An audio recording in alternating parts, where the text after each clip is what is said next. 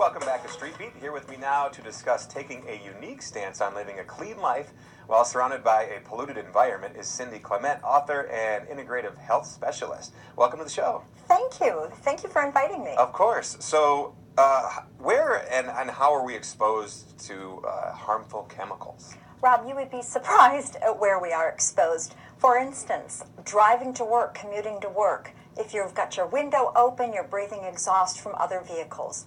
Very simple. You're also exposed through your personal care products. If you take a shower, you could possibly be exposed depending on the ingredients there. Shampooing your hair, deodorants, and things like that. You're also exposed through the food containers that you're eating out of, whether it's a canned good or something wrapped in plastic or takeout food. A number of different ways that we could be exposed. So right off the bat, and I'm scared just to live my normal life. That's right. What is the purpose of some of these chemicals? What should we really be, looking out for, and maybe trying to change up in our everyday lives? Well, the purpose of the chemicals were to make our lives more convenient. If there weren't chemicals, we wouldn't have a cell phone. We wouldn't have computers. We wouldn't have cars to drive. So the chemicals were initially developed to create these products for us. Unfortunately, some of the chemicals that were manufactured have been shown to be persistent in our environment and persistent in our bodies. So what we need to do is just try to avoid them as much as possible, using the resources and tools available to us to find personal care products that are free of hazardous chemicals or household cleaning products or things like that. Now, and we talk about these chemicals being stored in your body. Where are they stored? Most of these chemicals are fat-soluble chemicals, which means then that they are stored in fatty tissue in our bodies. And I'm not just talking our excess body fat. I'm talking about any fatty organ. So for instance, some of these chemicals are stored in bone marrow. Some of them are stored in the brain.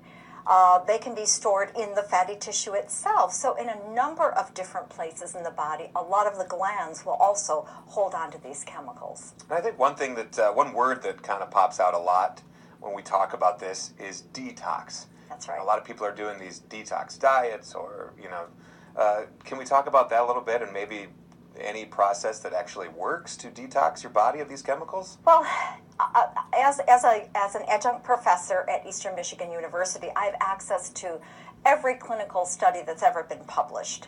And in my studies, I find one gentleman up at University of Alberta, Dr. Stephen Genwis. His group is really leading the information on what we need to do to detoxify our bodies. And from that information, it's going to be different for some, for individuals based on their body's ability to detoxify, the health of those detoxification organs.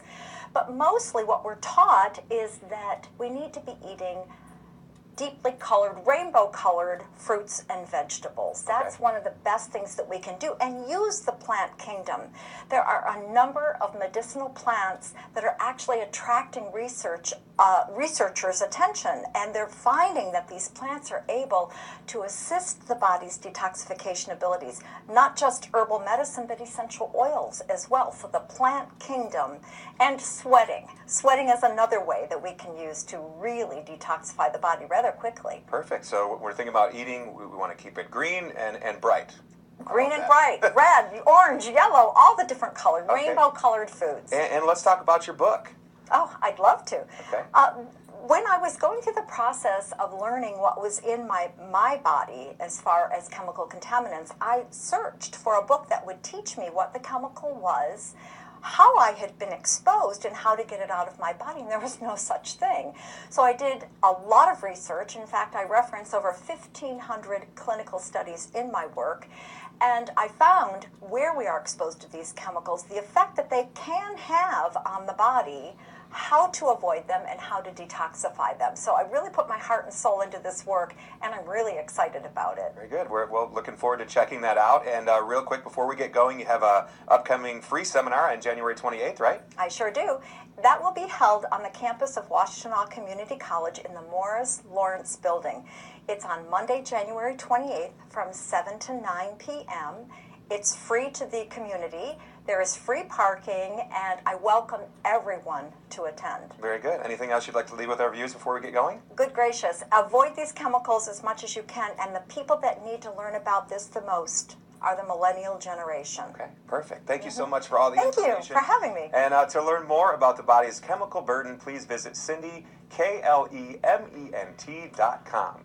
That's a wrap for today. See you next Saturday at 8:30. Have a great weekend.